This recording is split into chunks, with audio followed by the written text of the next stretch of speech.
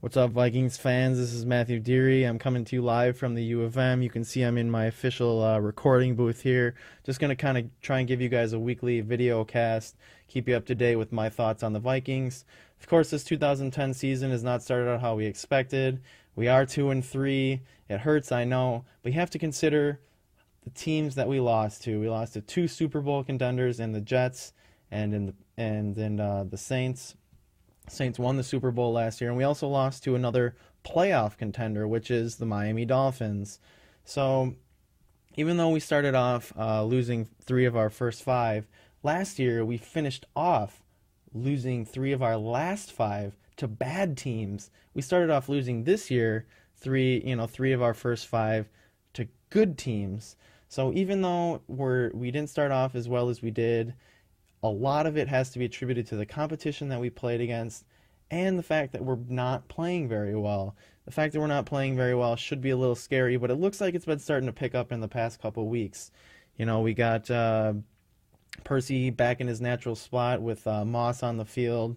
Randy Moss has only played with the Vikings for 2 weeks, so you got to expect better things out of him as the season evolves. So you guys just don't be concerned yet, because when we played the Jets, we possibly were only one play away from beating them. Brett Favre throws that interception. Play before that, he overthrows Percy Harvin, who was wide open. Would have got the first down. The announcer said that he might have had 40 yards ahead of him. We were only down by 2 at that point, so maybe we would have got 3 points on a field goal, or maybe we would have scored. That game could have been completely different.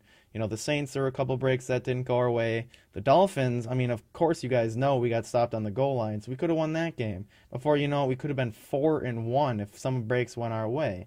But they didn't, so we'll take our losses early. But you guys also have to consider we've been through 5 games so far, 5 of the more tough games that we'll have this year, obviously minus the Lions. So the schedule definitely lightens up at this point. Of course, we play the Packers, but the Packers are depleted. We play the Patriots, and the Patriots' defense is not very good. So we got a depleted defense of the Packers, and then we got a bad defense of the Patriots. So it'll probably be a shootout with the Patriots, but the Vikings have that elite defense that a lot of people have not really been talking about this year. But our next 2 matchups are definitely favorable for Vikings fans. We have that strong defense to hold the Packers offense in check, which has been struggling, and we got that offense that is looking to pick up, and they're playing against a depleted defense.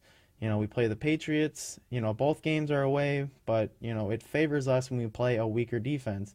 We didn't really have any problems with the Jets, minus killing ourselves. So, the second half when we wanted to score, we did. So I don't think the road thing should scare anybody. So the next couple of weeks, we got those 2 matchups. Then we get the Arizona Cardinals, then we got the Chicago Bears, who are overrated, I might add. So the schedule lightens up a little bit after this, so you guys shouldn't be too concerned. We played 5 of our tougher games. We got a little bit easier schedule. So before you know it, we'll be back in the win column. We'll be favorable in the win column again. You also have to consider 2 of our next matchups, Packers-Patriots. Who does that sound familiar to? Brett Favre, Randy Moss. So both of these guys are going to be pumped up to beat their old teams, and they're going to be pumped up to help each other beat their old teams. Not to mention the fact that we got Percy firing on all cylinders, and I repeat, neither of these teams stops the run. Adrian's been looking for a real breakout game this year. Maybe this is the one. And Sidney Rice down the road, they say he's 3 weeks away from scrimmaging, practicing. We don't really know yet. So they said Sidney is only 3 weeks away, so he should play this year. And just think, when you got Randy Moss and Sidney Rice, who are they going to cover downfield? Then you put Percy in the slot, add Shanko over the middle, put Adrian in the backfield, and that offense seems formidable. So in the long run, I think that the Vikings are still looking good. Do you want to know why the Vikings are still looking really, really good in my book?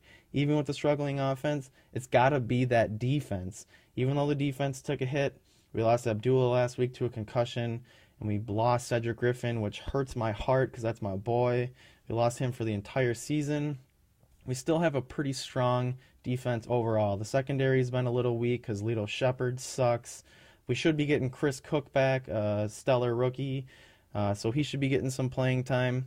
And once the Vikings really start to get sacks, we haven't really seen them put a whole lot of pressure on the quarterback except for the Cowboys, and somehow Romo escaped 100 times.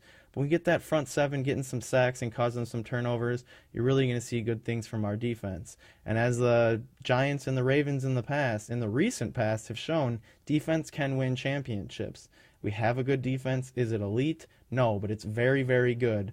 And we have an offense with playmakers. Even though we haven't been playing up to par, we still have playmakers on offense. So, despite the struggles, it's like, don't get your head down, Vikings fan. We're definitely going to be up soon. Look for the 2010 Vikings in the playoffs.